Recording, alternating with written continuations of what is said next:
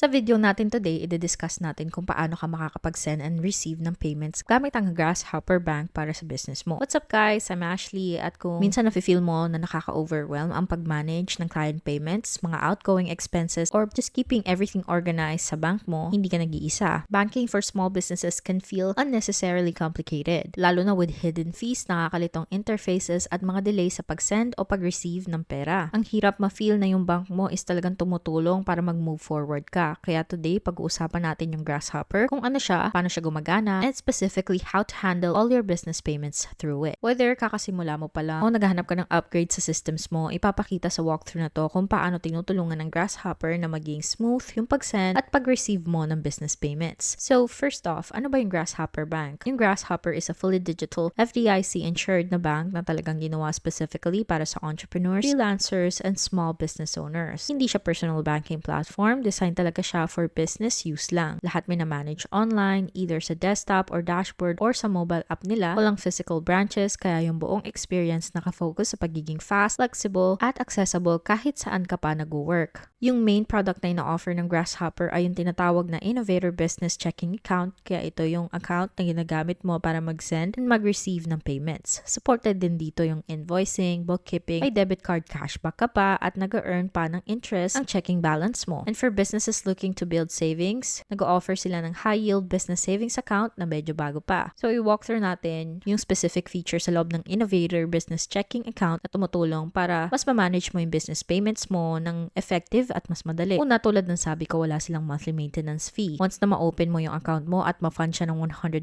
wala nang balance requirements at wala ring recurring charges para manatiling open yung account mo. Nag-earn ka ng 1% APY para sa balances na under 25K at 1.8% APY naman para sa balances na nasa pagitan ng 25K and 250K. Tapos, kung lampas na 250K yung balance mo, bumabalik ulit yung rate sa 1%. Subject to change naman talaga yung rates na to, pero ayos pa rin siyang way para kumita ng konti extra. Sa operating cash mo naman, another perk yung 1% cashback sa eligible debit card purchases as long as may $10,000 kang average daily balance. Kung ginagamit mo yung card mo para sa mga bagay tulad ng software subscription sa client expenses, grabe mabilis talaga mag-add up yan. Tapos yung cashback automatic na nade-deposit pabalik sa account mo. For payment tools specifically, ibibigay si Grasshopper ng unlimited na free incoming ACH transfers and domestic wire transfers. Outgoing domestic wires are $10 and international wires are $25.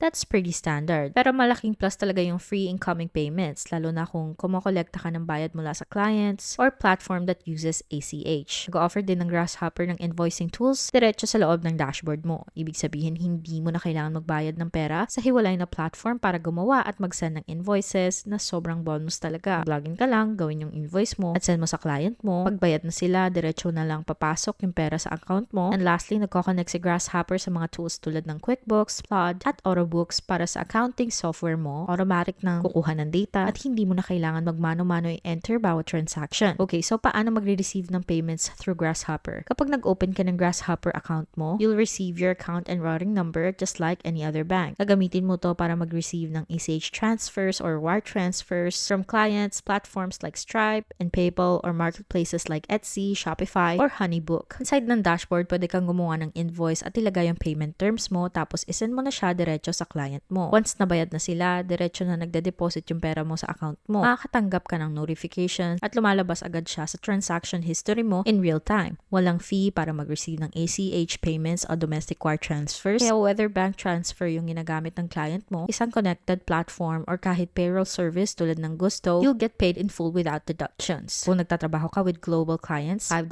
lang yung incoming international wire transfers. At mababa na yan kumpara sa maraming traditional banks. Seamless pa rin yung process. Ibibigay mo lang yung bank details at Swift code, tapos diretso nang ipapadala ng client yung funds. Once na malink na siya, automatic na rin nagta-transfer yung earnings mo. Same lang kung gumagana sa kahit anong other checking account. Ngayon, paano mag-send ng payments gamit ang Grasshopper? Kapag oras na para magpadala ng pera, Grasshopper gives you several options depending on who you're paying. ACH transfers are the most common. Kailangan mo lang i-enter yung recipient name, bank routing number, and account number. Pwede ka din maglagay ng memo para ma-label yung payment tulad ng invoice or contract or retainer. Pwede mo rin siyang isend agad o schedule na lang kung recurring payment siya. Pwede mo tong iset para mag-repeat weekly, monthly, or on a custom schedule. Kung kailangan mo mag-send ng domestic wire, $10 siya at kadalasan dumarating within the same business next day. Tulad ng sinabi ko kanina, yung international wires ay may cost na $25 at kahit kailangan ng SWIFT codes at ilang extra na recipient details. Helpful to kung nagbabayad ka ng overseas vendors or partners. Meron din si Grasshopper na bill pay feature, similar para makita mo sa personal banking. Pwede ka mag-schedule ng payments para sa service providers, utility companies, o kahit anong business na may mailing address. Super useful nito para sa mga recurring monthly bills tulad ng software licenses, rent, or phone services. Gumagana rin yung card na to with Apple Pay and Google Pay, kaya mas madali na lang mag-tap and go. Ngayon, para makapagsimula sa Grasshopper, gamitin mo yung exclusive link namin sa description below. Ang kailangan mo lang gawin para mag-open ng account ay i-click yung Get Started. And then you can see, meron silang small business checking, startup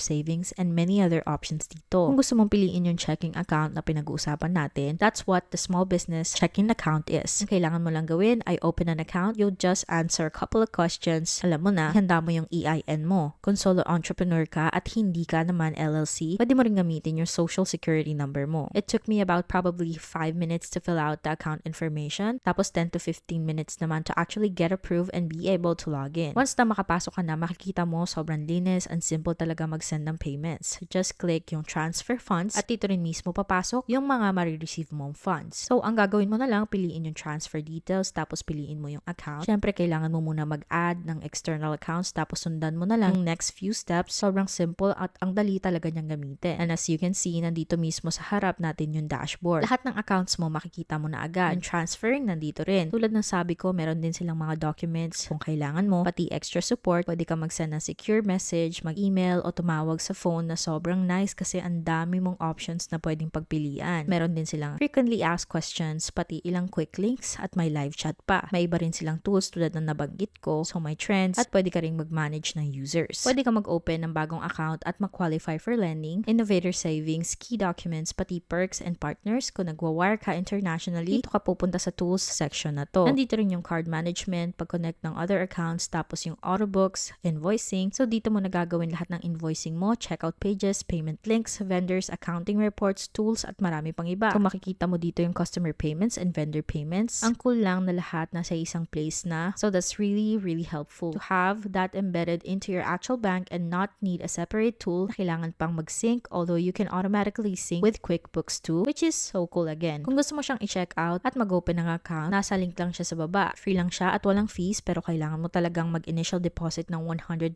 para ma-open yung account mo. So gusto ko lang din malinawan yan. Now gusto kong banggitin na merong ilang limitations para aware ka lang. So maganda talaga si Grasshopper para sa mga digital businesses, pero pwedeng hindi siya tamang fit sa lahat ng possible na use case. Una sa lahat, wala talagang way para mag-deposit ng cash. So if your business handle cash regularly, you'll definitely need a separate account and a traditional bank to deposit those funds. Hindi ka rin pwedeng gumamit ng physical checks. All payments are handled electronically through ACH, wires, or debit. If you regularly write or mail checks, this might not be the best fit. Yung customer support nila ay available tuwing weekdays and during business hours. Kaya kung meron kang urgent issue, on a Saturday, you will need to wait until Monday para makakuha ka ng help. And lastly, hindi allowed ang overdrafts. Pero wala kang babayarang fees. Kapag kulang yung laman ng account mo para sa isang payment, magde-decline lang siya. So, is Grasshopper good for sending and receiving payments for most modern businesses? Yes. Kung freelancer ka, service provider, creator, or consultant na mostly online operations, binibigyan ka ng Grasshopper ng lahat ng kailangan mo para mag-send, receive, and track payments, lahat sa isang dashboard lang. Hindi ka tinatamaan ng fees kapag nagbabayad yung clients mo, and you can move money around easily. You can pay your team, schedule recurring payments, at mag-earn interest while you're at it. Malinis yung dashboard, built-in yung invoicing tools, at hindi online lahat. Hindi na tied sa isang physical location para lang ma-manage yung finances mo. Hindi siya perfect kung ang business mo ay maraming cash o check writing, pero para sa karamihan ng entrepreneurs na gusto maging simple yung system nila, sobrang pinapadali ng Grasshopper yung pag-manage ng business payments. As a side note, I know how overwhelming it can be to try to stay on top of business payments, especially kung nagja-juggle ka ng clients, vendors, software tools, at mga financial tracking all at once. Inalis ng Grasshopper yung malaking part na complexity sa equation. If you wanna check them out, I've left the link down below in the description. Gusto ko lang din magatin na affiliate links to, which means pwede kaming kumita ng small commission but no extra cost to you. So kung pipiliin mong gamitin yung links namin, gusto ko lang magpasalamat ng sobra in advance sa support mo sa channel namin. And that wraps up this video. Yung channel na to ay dedicated sa pagtulong sa mga entrepreneurs at small business owners na makahanap ng tools na nagpapadali at nagpapasmooth ng day-to-day operations nila. Kaya kung helpful sa iyo ang video na to, huwag kalimutan mag-like at mag-subscribe sa channel. Mag-iwan ng kahit anong comments or questions sa baba. Gusto naming makarinig sa inyo. Salamat sa panonood at kita-kits sa susunod na video.